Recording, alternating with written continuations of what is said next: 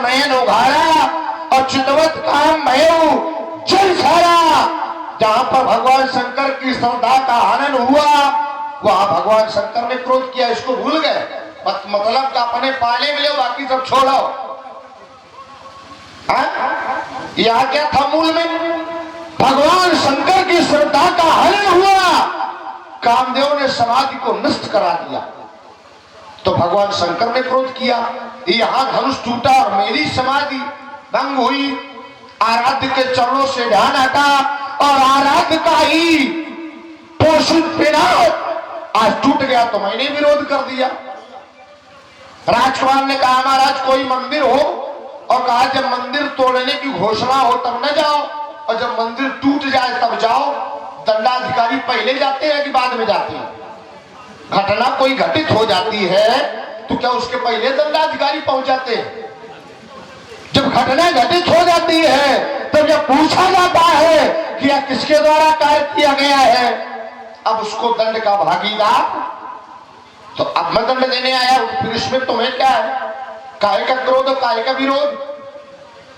कहा महाराज आपको 3-5 करने की कोई आवश्यकता, यह 3-5 मेरे जीवन का अंग है, हमसे छूटे नहीं रहा है।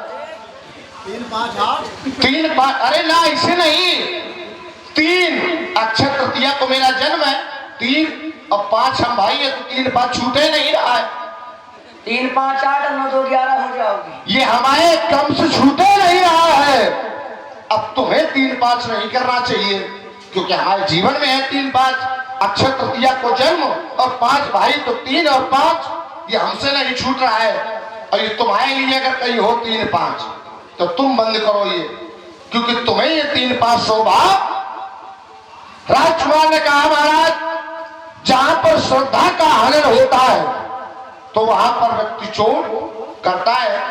कहा वहां भगवान शंकर, देखो मूल में वहां भगवान शंकर का अपमान था, लेकिन तब तक भगवान शंकर नहीं पहुंचे जब तक उनकी श्रद्धा पर चोट नहीं हुई। दक्ष का यज्ञ पहले से हो रहा है, और दक्ष के यज्ञ में भगवान शंकर को पहले से ज्ञात है कि मेरा कोई स्थान दक्ष में। तो क्या भगवान शंकर तब पहुंचे? क्या भगवान शंकर ने तब विरोध किया? नहीं किया। क्यों? क्योंकि जब तक भगवान शंकर की आस्था और श्रद्धा पर चोट नहीं हुई तब तक क्रोध और विरोध। जहां उन्होंने देखा कि माता सती योगाग्नि में नष्ट हो गई, मेरी श्रद्धा का हनन हुआ, तब भगवान शंकर ने वीरभद्र को भेजा और तदुपरांत स्वयं गए। हरीश शिवपुराण की कथा है, अब मैं इस कथा को भी आपको जोड़े दे रहा हूं। जब भगवान शंकर ने यह देखा कि माता सती दक्ष के यज्ञ में नष्ट हो गई, तो भगवान शंकर ने माता सती के पार्थिव शरीर को लेकर के ब्रह्मांड में विचरण करने लगे।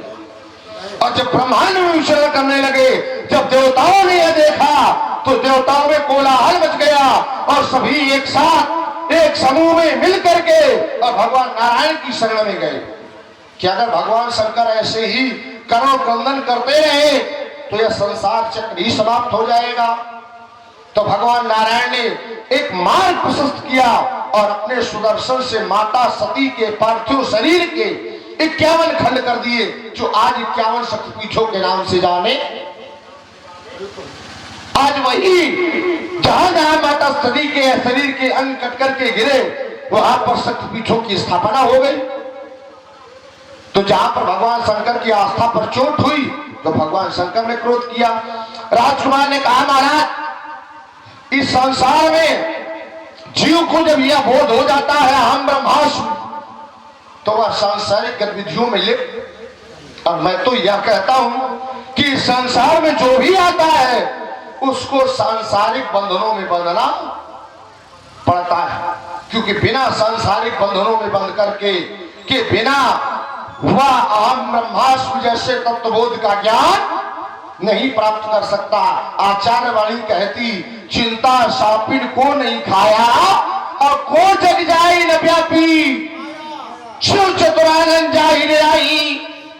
तो अपर जीव का लेखे जिससे भगवान शंकर चतुरानंद अर्थात ब्रह्मा